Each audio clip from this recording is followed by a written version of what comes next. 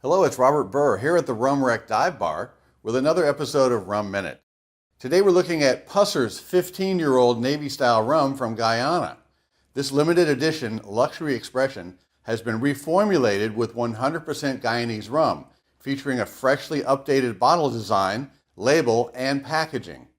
Often referred to as the crown jewel of the product line, this prestige expression of the legacy British Royal Navy formula sets a high standard for the category and is sure to become a collector's item among connoisseurs. 18,000 bottles of Pusser's 15-year-old will be released worldwide, with 6,000 bottles destined for the United States. Aromas of dark dried fruit, earthy molasses, and big oak dominate the nose. On the palate, burnt sugar and dark dried fruits over charred oak lead to a pleasant creamy vanilla note with caramel shortbread cookie and baking spices. The rich dark tones and old oak linger into the long warm finish.